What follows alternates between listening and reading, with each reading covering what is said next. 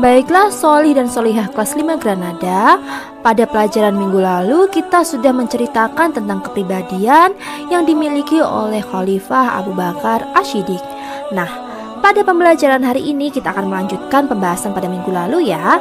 Tapi hari ini kita akan membahas tentang perjuangan Khalifah Abu Bakar Ash-Shiddiq. Nah, ayo, apa saja ya perjuangan yang sudah Abu Bakar Ash-Shiddiq lakukan selama menjadi khalifah pertama? Nah, pada pembahasan hari ini kita akan mengawali dengan bagaimana ya kisah Abu Bakar Ash-Shiddiq yang kemudian akhirnya terpilih menjadi khalifah pertama.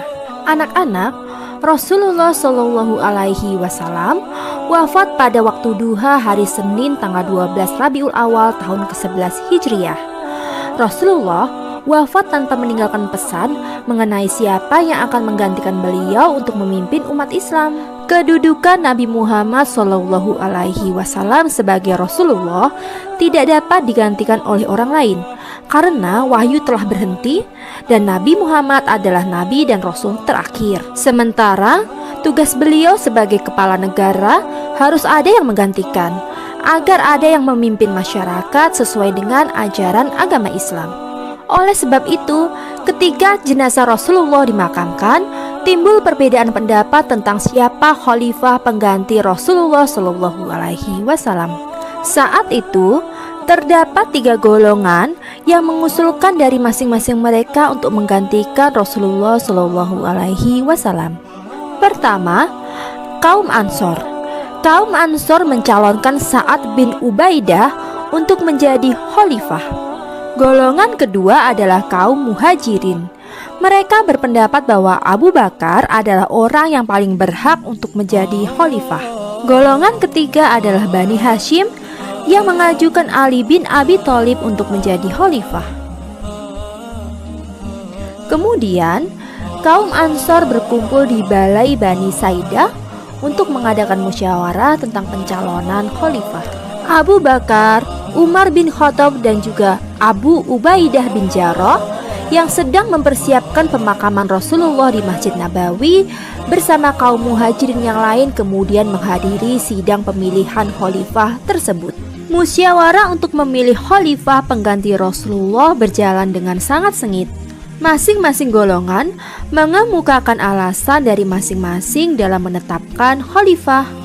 Setelah semua golongan menyampaikan pendapatnya, kemudian mereka sepakat bahwa orang yang paling tepat untuk diangkat menjadi khalifah adalah Abu Bakar Ash-Shiddiq.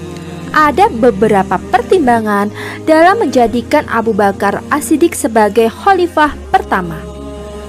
Pertama, Abu Bakar merupakan sahabat pertama yang memeluk agama Islam sebelum orang lain mempercayai Rasulullah. Kedua, Abu Bakar merupakan sahabat yang paling setia mendampingi dan melindungi Rasulullah Shallallahu Alaihi Wasallam.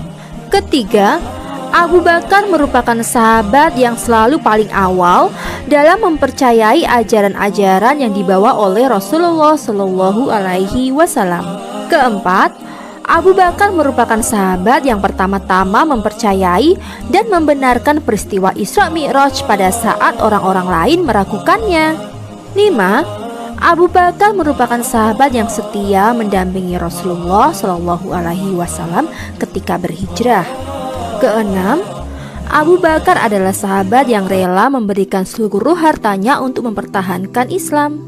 Ketujuh, Abu Bakar adalah sahabat yang dipercaya untuk menjadi imam ketika Rasulullah Shallallahu Alaihi Wasallam sakit.